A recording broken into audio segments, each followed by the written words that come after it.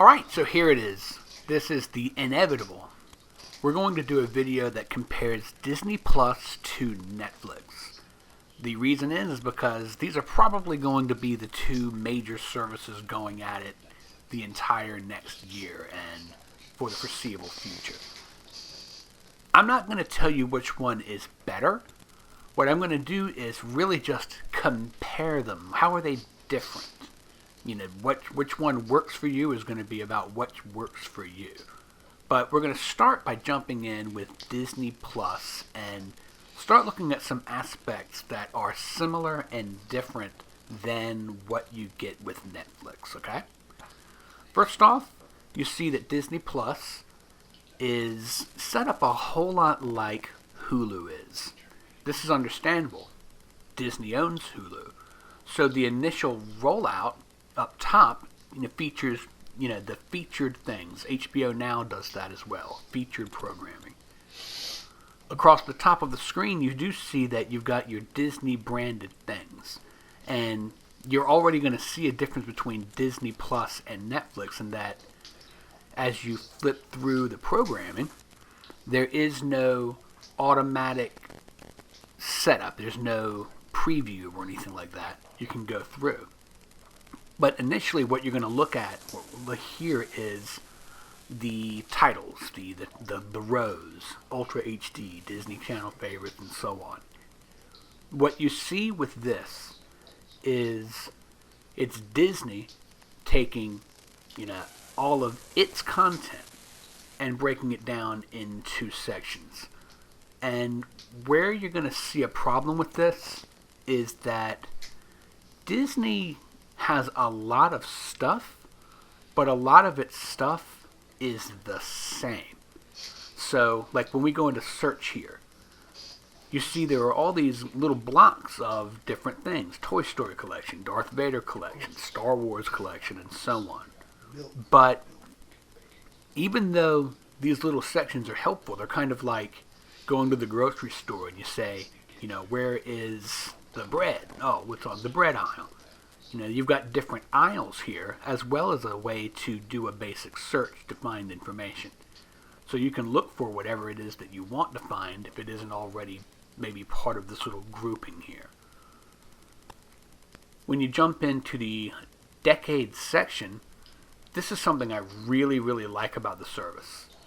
Disney has been at it since the 1920s, and all of its content is broken up into different eras. So if you want to see a movie that came out when you were a little kid, no matter how old you are, 60 or 16, you can look there. But when you get into the rest of the collections, it's where you start seeing a little bit of trouble. Or not trouble, but some issues. So, this is the Disney Channel movie section. On the other hand, there's also a selection that's the Disney Channel collection. And the Disney Channel collection looks just a little bit like the Disney Channel movie collection. Again, moving on, we'll take a look at something else. Let's look at the Darth Vader collection. The Darth Vader collection is Star Wars content featuring Darth Vader.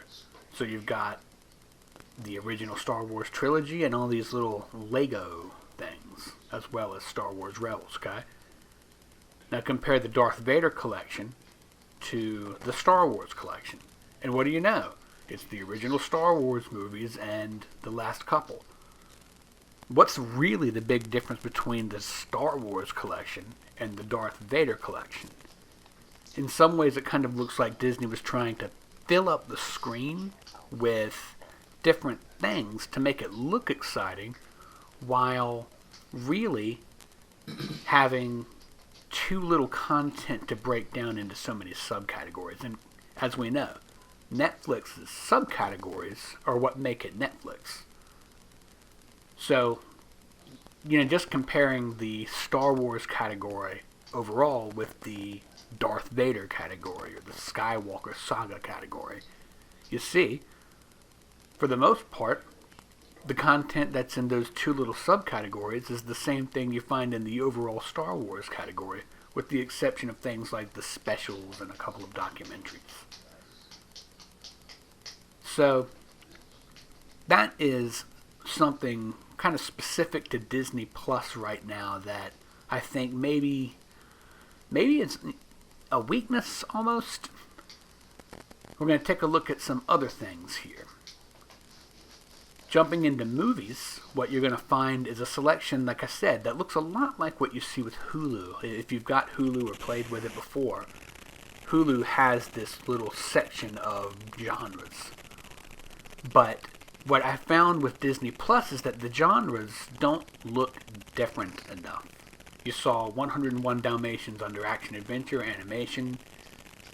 You go into comedy here, and you see some things that, like the 10 Things I Hate About You. That's interesting. I didn't even realize that was in there. But we're going to take a look, for instance, at the documentary section. You see it's rows of 4, and how many documentaries do we really have here? If you're counting at home, I think we're at 16, 20, 24, and I'm not going to count out to you. I'm not reading to a group of kindergartners, right? But you can see, we were able to get all the way to the end of the documentaries in about 10 clicks or so. So it's 40-something. And that's it. That's the entirety of its documentary section. And it's all connected with either Disney Nature or National Geographic, which are both great sources for information. But not the end-all, be-all of all documentaries. And in the vein of things kind of repeating themselves, we're going to look at action-adventure. And we have to do some thinking here. Look at the action-adventure movies and notice how many of them are actually children's things. We're going pretty quick here, but you might notice DuckTales is listed as action-adventure. Here we've got, let's see, Pooh's, let's see, The Simpsons. Is The Simpsons action-adventure? Is that really in the same category as something like Star Wars? So, for instance, here's Tangled. I think of Tangled as kind of a story, a fairy tale. But on the other hand, Tinkerbell is a fairy tale as well. Is Tinkerbell like Thor? And would you expect to find Thor and Tinkerbell in an old-fashioned movie store next to each other? And that's, you see examples of this all over. There's Willow. Willow is definitely an action-adventure movie, action fantasy. How is that like Wreck-It Ralph? It's like we're playing, some of these things are not like the other. Talk about kids stuff. But in general, there you are. There's that issue. And you see that throughout this. And you'll see what I mean when we look into other things. Here's animation. Keep in mind, animation is supposed to be a completely different category than action-adventure. And yet here we are with most of the same stuff. Because Disney chose to lump things like Aladdin with action-adventure. Comedy, it's a little bit different, but there's Ant-Man. Is Ant-Man a comedy, or is Ant-Man action-adventure? Is Bolt an animated movie, or is it action-adventure? When I think action-adventure, I think more along the lines of a PG-13 movie, something with a lot of explosions. My wife would call it a blow-it-up movie. Something with quippy little lines. And that's not what you're getting in the Disney action-adventure outside of, Avengers-type movies. Drama. Bambi. Again. Is The Mighty Ducks 2 a drama? Or is it just kind of a fun sports movie? And you might think I'm nitpicking a little bit here. And maybe I am. In general, I like the service, but I feel like these things are not exactly dramatic. The Ariel's beginning, that's a drama? Now, would you think that Mr. Holland's Opus and a Little Mermaid spin-off movie would be in the same category as dramas? I think maybe The Little Mermaid 2 might be a kid's movie versus a movie about a teacher who works for years and years and deals with his deaf child and composes music. They don't seem like the same kind of movie. So, last we'll take a look at the kids section. And of course, well, once we get all the way back up to the top of the screen. So, the kids section here is notably, of course, it's Disney cartoons and things like that. And of course, what you see here is this is where Disney is at its best. Probably the best overall section that Disney offers here is the HDR section, because it puts the content that's going to pop the most on your 4K TV front and center. And that's cool. I was able to find this section and launched into The Phantom Menace, which I thought might just be very visually interesting. Turned out my daughter hadn't seen it before, and she really enjoyed watching it. So I got to see somebody react to a derided title with new eyes, which was actually fun. When you go into the series section, it's going to be a similar kind of experience. Look at comedy. Note Chippendales Rescue Rangers, okay? Chippendales Rescue Rangers listed as a comedy. Okay, why not? There's Doug listed as a comedy. So, what's under animation? Well, what do you know? Chippendales Rescue Rangers. What's under kids? Hey, look, it's Chippendales Rescue Rangers. The thing is that Disney doesn't have enough stuff right now to say this is kids programming and this is a comedy show, because the comedy show is really just a show made for kids. Most of it's animation. It's animation made for kids. They don't have adult, and you're not going to find anime. You're not going to find anything violent. It's all sort of that general audience, and understandably, that's what Disney is. It's a very general audience. Now, under originals, we have all of 12 originals. And what's on there right now, at debut, is not where it's going to finish. But, this has to be noted as far as originals, because Disney has been pushing the idea of, we're going to have Marvel originals and Star Wars originals. And they will. But its original offers at the moment pale in comparison to even Amazon. The watch list is nice. Having a separate watch list versus the row, like the My Movies row or whatever Netflix calls it at any given time, is nice. And it's easy to put things on the watch list. Just put a plus, you're good. So that's pretty intuitive. But the thing that really pops for me with Disney's movies selection is this section here. On the bottom, you can look at the information, of course, but extras, take a look. You've got the trailer, and you've got the original theatrical film with an with a family audio track. So, what it's giving you is things so that, you don't have to say, don't you say that at school, get me in trouble. It's got a special audio track. That's like a DVD or Blu-ray type feature that you would usually only get on the physical media, and yet it's available right there in the streaming. If you haven't checked out what they do with Avengers Endgame, look at this. There are numerous extras on here. There's all of the little featurettes. Some of them are a couple of minutes. Some of them are pretty long, almost 19 minutes.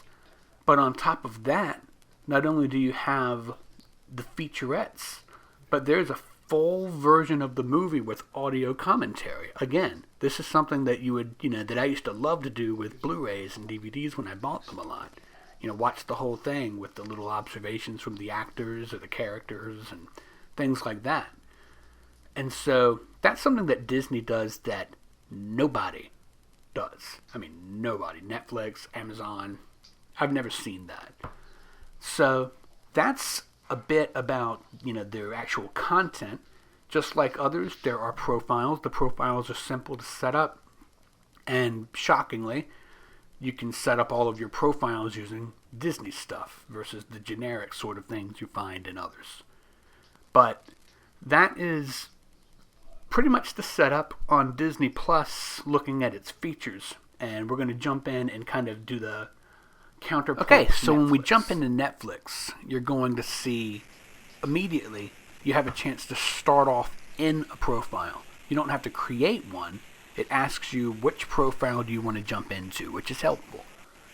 You immediately see a difference in that Netflix, unlike Disney, is like, hey, watch this, take a look.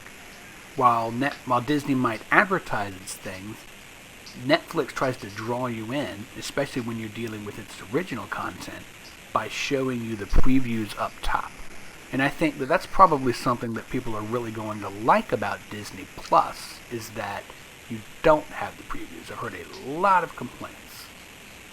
Netflix puts its originals right out front, and while I'm not going to show you the page of originals, flip through, there are somewhere around 1,000 or more Netflix originals. You'll see that, like Disney Plus, it has little categories listed in the initial rows, but Netflix does something that's been signature to Netflix. This is because you like Black Lightning. And Netflix has been the king of this sort of thing. Looking at action adventure here, you don't really see a lot of the children's content that Netflix has intermingled with action adventure. And I think we should appreciate that. It's more straight action adventure, although there were some exceptions like The Man Who Knew Too Little. But if you've never really thought about Netflix and sort of the smart things they do, what Netflix has been great at is helping you find other things to watch. So while it has these categories and subcategories, all of these things, like because you watch Star Trek, or you see in the low, because I watched The Flash, it gives you other things that it thinks you might like. Something else that Netflix does that Disney does not at the moment is have a section for what's just arrived and what's on its way. And I have to wonder how much of that Disney can possibly do, because Disney is not going to be signing contracts with multiple distributors and constantly importing new movies and new TV shows. This is all stuff that's already been on Disney. So the coming this week and coming next week, you're not going to see that on Disney, because it's sort of a fixed thing aside from originals and movie releases that will roll out. But they don't put that many out. The My List section is sort of like the watch list. But, looking at TV section, TV action adventure. Again, the movies that are listed as action adventure, aside from something like Dark Crystal, are not going to be easily mistaken for children's shows. Maybe She-Ra.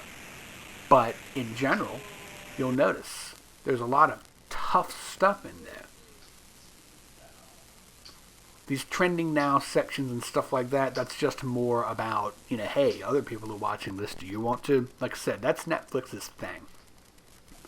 But in general, what I like is that you don't see this kind of overlap that you do with other things, like TV comedies. I mean, these are TV comedies.